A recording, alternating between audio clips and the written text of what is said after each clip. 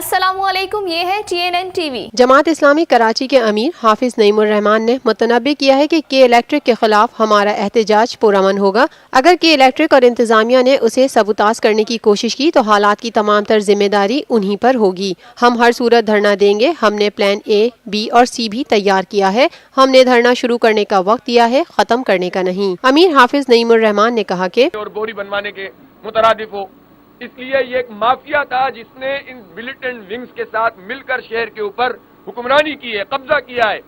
आज जब लोगों को ये उम्मीद पैदा हुई है कि जमात इस्लामी और अवाम मिलकर इसके लिए इसके रास्ते में रुकावट बन रहे हैं और अपने हक के लिए आवाज उठा रहे हैं, तो मैं चाहता हूं कि तमाम लोगों को इसकी हिमायत करनी चाहिए और फोकस करके इस इशू को रिजॉल्व करना चाहिए, इसलिए कि जहां तक हमारे दीगर मसाइल का ताल्लुक है।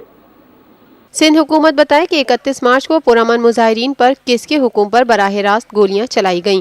पुरअमन कारकुनों पर फायरिंग और तशद्दुद सबूत है कि हुकूमत के इलेक्ट्रिक को तहफ़्फ़ुज़ फराहम करना चाहती है। ऐसा इदारा जो अवाम का खून निचोड़ रहा है और अरबों रुपए खा चुका है, उसको तहफ़्फ़ुज़ क्यों फराहम किया जा रहा है। जमात इस्लामी कराची के अमीर ने मजीद कहा कि धरना तारीखी होगा कि इलेक्ट्रिक को मनमानी छोड़ना पड़ेगी। ये इदारा एक माफिया बन चुका है, अब अवाम जाग चुके हैं। धरने में सिविल सोसाइटी, वकला, मजदूर रहनुमा, तिजारती अंजुमने, तलबा, डॉक्टर्स, उलमा कराम, समाजी अंजुमने, उनके रहनुमा, ट्रांसपोर्टर्स, सहाफ़ी, अदीब, दानिश्वर, शोरा सब शरीक हो रहे हैं। ये अपनी नौयत का तारीखी एहतजाज होगा। अमीर जमात इस्लामी कराची हाफिज नईमुर रहमान ने कहा कि इलेक्ट्रिक के खिलाफ जब भी बात की जाती है तो हुक्मरान और के इलेक्ट्रिक के सरपरस्त जमातें इश्यूज को किसी और तरफ मोड़ने की कोशिश करती है। हम अवाम के हुकूक की बात करते हैं, मुकमुका करने वाले नहीं। देखते रहिए ताज़ा तरीन खबरें और exclusive reports. Lotus Lake Towers, a groundbreaking endeavor by Lotus Properties.